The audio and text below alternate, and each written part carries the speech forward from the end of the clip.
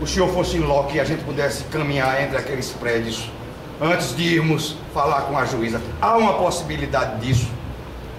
Antes de falar, se vocês quiserem falar com a juíza logo, talvez não seja possível ir antes, mas estou à disposição para ir conhecer, sim, é só marcar de acordo com a disponibilidade. Vamos marcar e eu fico agradecido.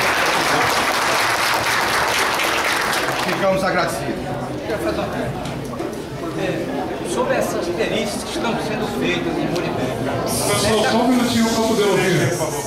Sobre essas perícias que estão sendo feitas em Muribeca, quando a juíza determina, geralmente ela determina um perito assistente, geralmente, não sei se nesse caso está.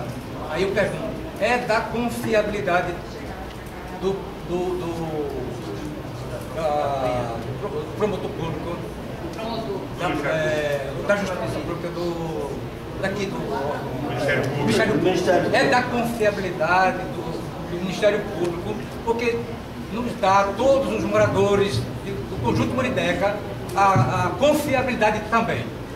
Aí eu pergunto, a confiabilidade nessa Até hoje eu não tive nenhum motivo para duvidar da confiança que deve ser depositada no perito, mas nós temos um assistente técnico aqui. E nessa aqui eu posso dizer que tem mais de 100%, 110% de confiança que a nossa engenheira Silvana, uma pessoa com vasta experiência em construção. Só fazer a propaganda da nossa engenheira. Para vocês terem uma ideia, ela foi a responsável, uma das responsáveis pela construção do shopping Itacaruna, aquele shopping enorme que está lá.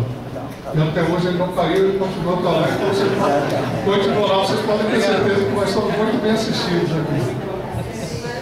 Gostaria de fazer uma pergunta à engenheira. Engenheira, no nosso bloco, no nosso conjunto, temos vários prédios em risco, dito pelo companheiro seu. Você moraria nesses prédios?